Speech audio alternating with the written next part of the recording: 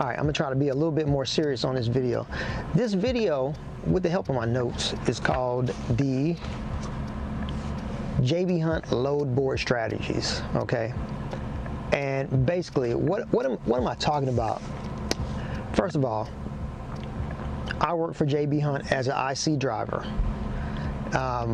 You know, you bring your truck, or you can lease a truck from them or whatever. It's an IC program. Now, I've been here about 6 months now. I just want to share my opinion, because this is only my opinion and what I think is a strategy. And I've only been here 6 months, but this is stuff that I see as working right now. All right, so what I'm saying to you may not necessarily agree with, if you know what I mean. Oh, I'm getting loaded, so I'm gonna make this video quick. So on my strategies, there's some things that you have to find out about yourself to see if they work or if they don't work. For instance, do you want to be at home every week? That's one of the questions you have to ask yourself. My strategy might not work. Do you like to run 70 hours and then do a 34-hour restart? Which me, a lot of times I like to do recaps. And recaps is you never stop moving. A restart, you could be in any small town, anywhere, and have to do a 34-hour reset. And I don't like doing that, so I'll share that with you later. Do you have any problems going to big cities? Big cities, meaning like New York, Baltimore, Los Angeles, stuff like that. So me, I have my own limits on where I don't go.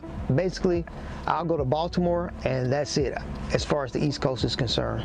I don't want to be going into Jersey and Delaware and Boston and Philly and all of that. And then everywhere else is pretty much open. I'll go into Chicago, I'll go into Atlanta, Dallas, Houston. Those cities, I can handle it. I don't know, they're a little bit older cities, so they're a little bit bigger as far as the roads, and the amount of people is well up into the millions on the East Coast, so you know what I mean. Can you deliver any time of the day or night? It don't matter. Now, with dry freight, I would admit, it's not as crazy as some of these reefer loads where you're delivering at any time in the morning, but every once in a while you might get a food grade load. For instance, I'm getting that right now. I'm picking up a food grade load, and it could deliver at any time, but it doesn't. But can you do that? Thing is, which I think is the most important thing about this whole load board, is your mindset. Are you a person who thinks in scarcity?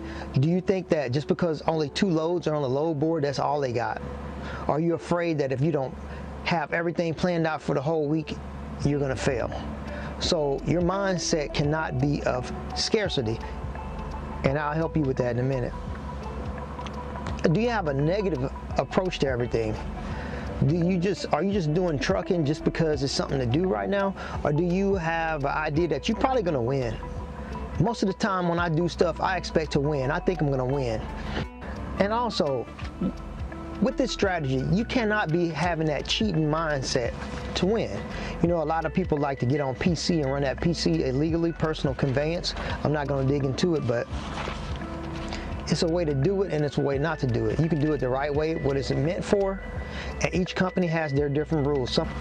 So to help people with the whole, I don't want to say it, the anxiety of,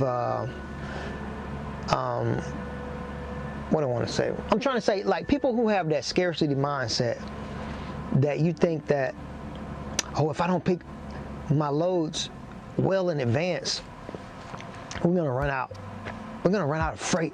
You know, let me try to help you. I'll give you a little bit of stuff on JB Hunt now. This information is from the internet, so everything on the internet is true, right? Yeah. Anyway, so just a little bit about JB Hunt.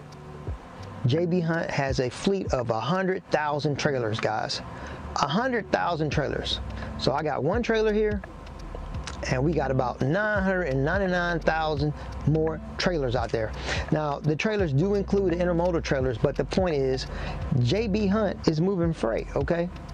So don't be afraid that when you see the load board with 1 or 2 loads, that's it, because that ain't it. Okay, guys? Also, let me tell you a little bit about the money, okay? JB Hunt's a big company, y'all. So just the intermodal, you know, the containers. The containers is where they get their money. They're not afraid to tell you. They made, in 2019, $4.7 billion off of moving things by rail and containers. That's where they make their money, more than half. A big chunk of their money after the container hauling and intermodal is dedicated freight. Dedicated freight. So they go out and negotiate the contracts with whoever, Target, Walmart, stores of all kinds, different companies like, who knows, Georgia Pacific, ConAgra, Clorox, all these big companies. Who you know? They got a dedicated fleet that pulls in $2.7 billion. That's what they did last year. $2.7 billion off of customers that they probably got booked in for the next 10 years. Then they got something that they call integrated capacity solution, which is like they got brokerage, you know, they're a broker. They'll broker loads. You know, they got like the a JB Hunt 360. They got like warehouses they run that you don't hear stuff about. Then you just got regular trucking, which is $389 million, okay? So with all of that stuff, they have the freight. There's no reason to think that freight is running out. And just to give you an idea how big JB Hunt is, they're the 4th largest company out there.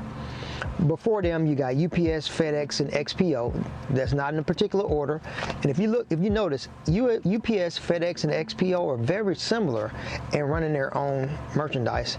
And then you got JB Hunt with General Freight, and behind them it's like Snyder and Swift right behind, running General Freight. So we got a lot of freight, guys. So in order to get the strategy to work, you got to draw a line in the sand. Draw a line in the sand. And everybody's different. For me, I got a wife, a mortgage, a child in college. You know, I have to make a certain dollar amount a week. I got a friend of mine who's new at JB Hunt. His is different. He has different numbers that he needs. You know, I'm not saying that he don't need to make more or less than me. It's just that right now he hasn't established a wife and the kids and a mortgage yet, which that could be soon to follow. Right, buddy? All right, so draw a line in the sand. What is your minimum that you're going to take for something? So if you see something on the load board, just because it's there, if it don't meet your line in the sand, what you need to make, don't be jumping on this stuff. This is my opinion, y'all. This is what I do. So if it doesn't make my minimum, I don't even blink at it. I just wait. Like I just said, they got 100,000 trailers. They make billions of dollars on dedicated freight. Maybe you need to wait for 1 hour or wait for 45 minutes or, you know, check. Like I like to check my loads. I start off checking within the first 100 miles of where I am.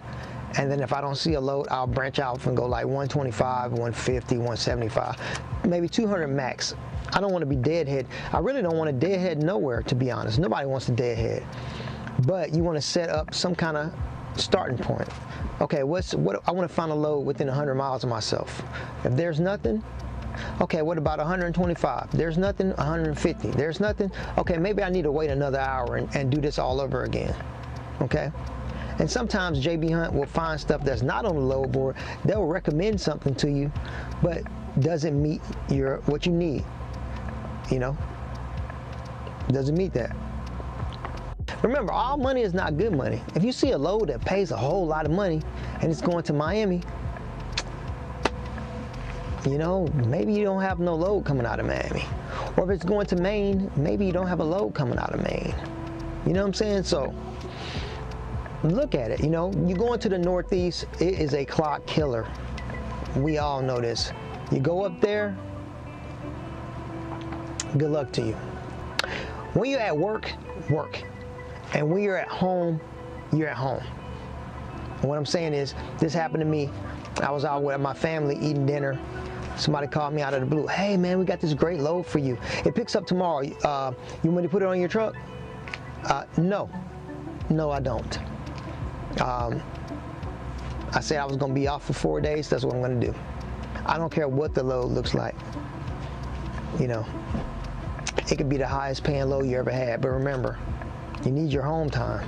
If you're gonna do my strategy, like I said, if you're gonna be at home every week, or you know, however you do it, everybody does it different. This is just what I do.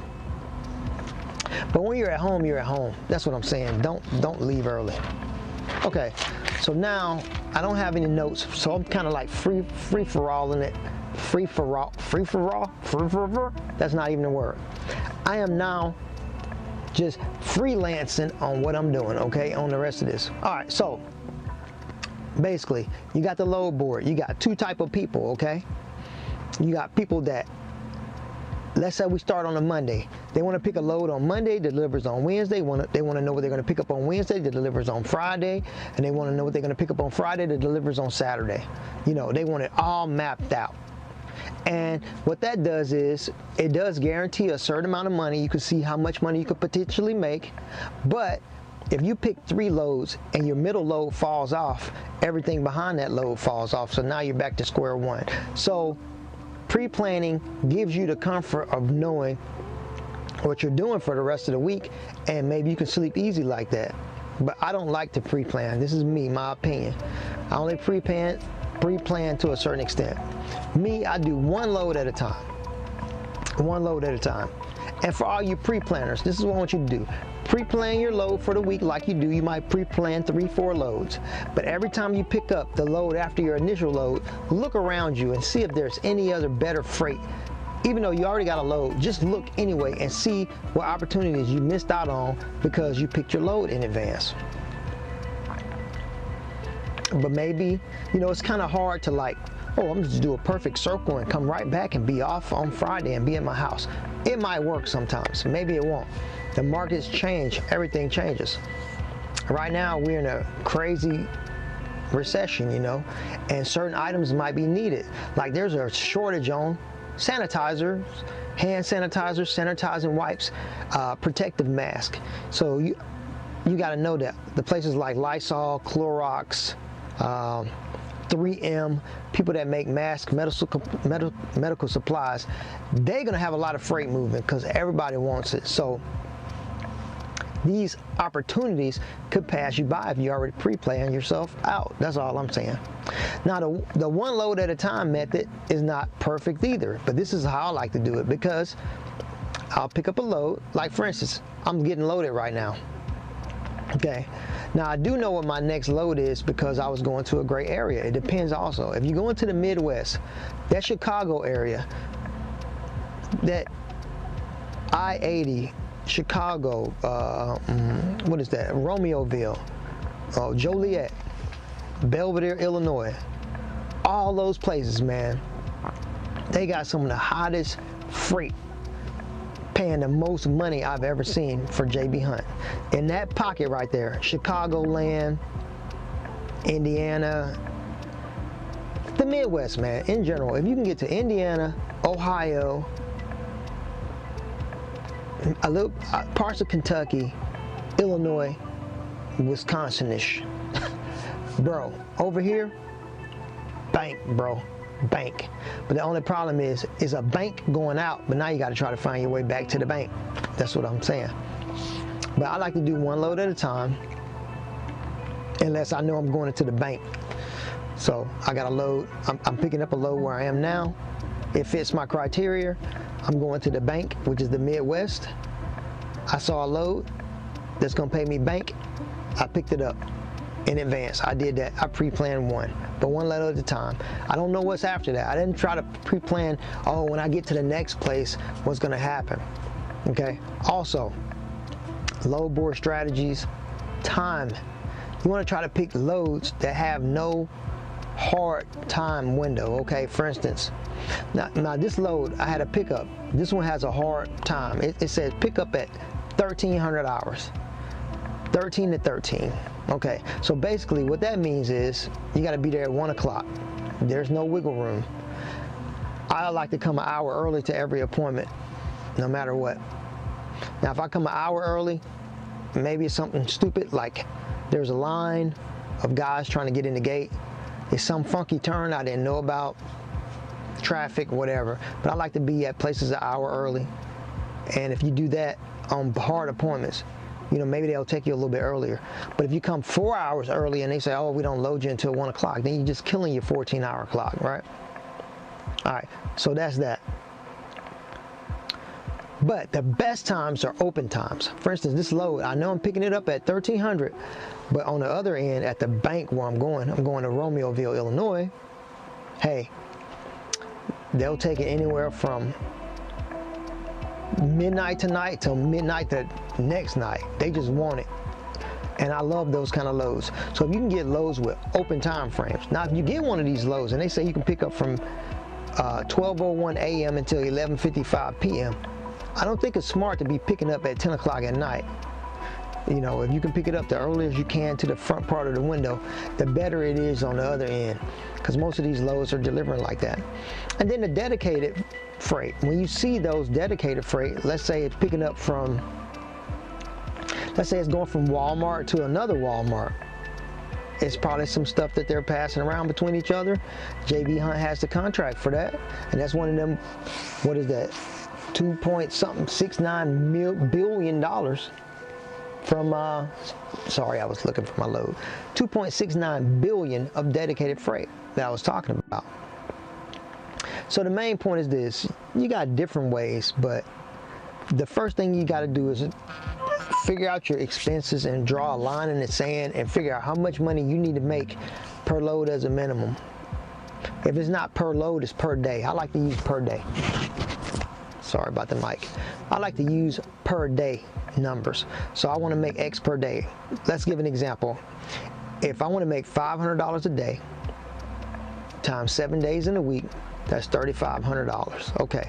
So let's say I get 5 loads, hypothetically, that pay $700 a piece, and that first 5 days go by, boom, boom, boom, boom, boom.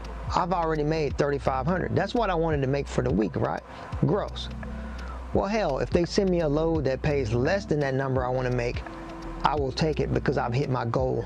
But that could be rare, you know, whatever. And plus $500 is not my number. It's much higher than that. It's not my number.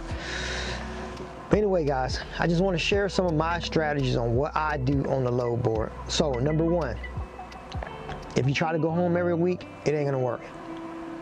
It's not. Number two, if you're doing the running hard 70 hours and doing a 34-hour reset anywhere, it's not gonna work. And how do I do it? I'll run, and after I start recapping, I try to make my days only be 8-hour days of work, okay? Maybe 8.5. But if you do 8-hour work days, you're never gonna run out of time, okay? So you want to fluff a little bit, maybe that, you know, your pre-trip inspections, 15 minutes for fuel, 8 hours of driving. More than likely you'll do 500 miles. 500 miles a day is moving down the road.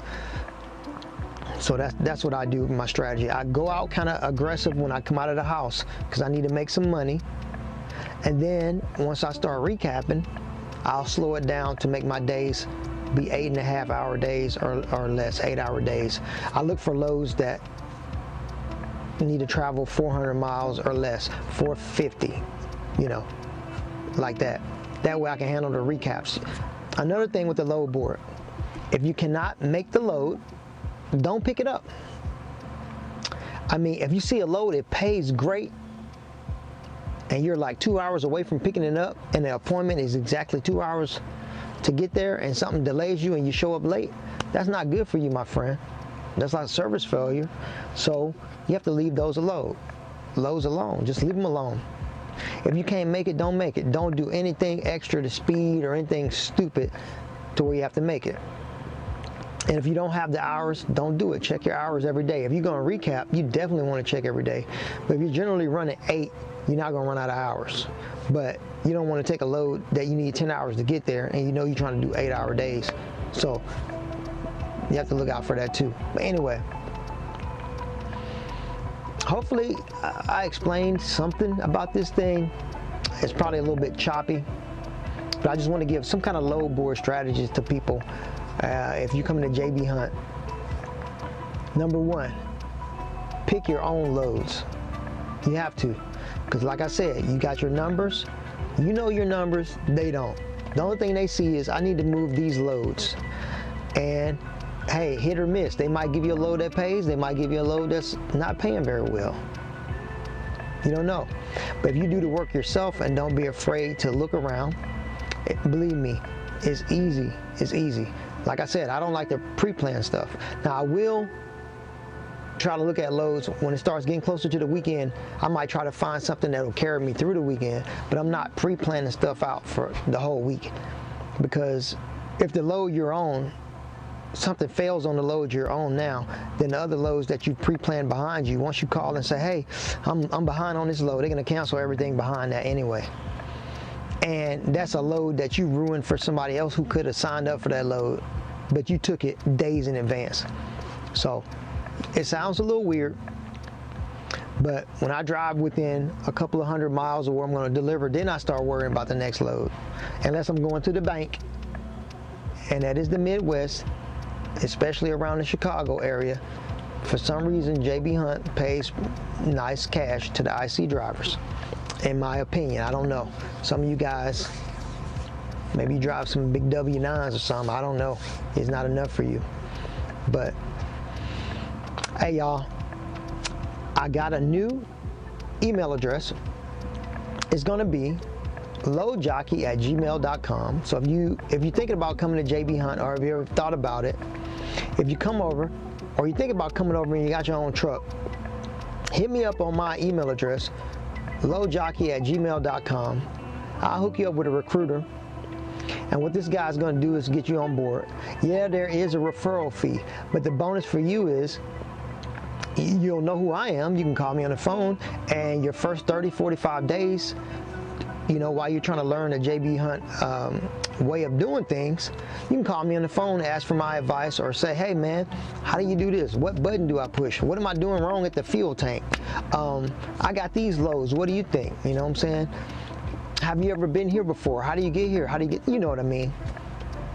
You can do that, and I'll help you out. So if you come to JB Hunt and you use me as a referral, I will pay you back, but I will pay you in information that you're not going to find out until you get out here. So anyway, those are my strategies. I hope some of them work for you. Like I said, I like to pick loads one at a time, because you don't know what opportunities you're missing while you're trying to schedule these loads out. But don't get me wrong, if you can schedule out loads and they make you the highest paycheck you've ever made, go for it. But most people that try to pre-plan their whole week, they have failed in the sense that something happened, like the load canceled, the customer canceled the load, or you had a blowout. Now it's going to take you 3 hours to get a tire change, and the guy has to take that load off of you because you're stuck. Stuff like that happens. But one load at a time is one load at a time.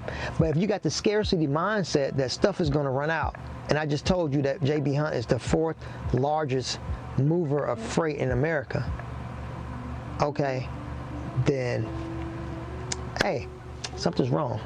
But don't have the scarcity mindset and things won't be scarce. But anyway, y'all, hopefully this video turns out good. Maybe it will. I got the green screen behind me. My face is kind of like blurred out, but we'll try to fix that. Anyway, there's another thing. If you're picking all this freight, you don't know how long it takes to load and unload this stuff. It's not necessarily a drop and hook all the time, even though JB Hunt has a very high percentage of drop and hook. What is that number? I don't know. Don't get me the line. But anyway, there is some loading, there is some unloading. There's no touch freight, no touch. And that's it, guys. So anyway, these are my strategies. Take some of my advice, leave some. Leave me some suggestions in the comment thing. And I'll see y'all later. And I'm going to try to edit this video a little differently, but you won't know about what I'm doing. Thank you, and peace.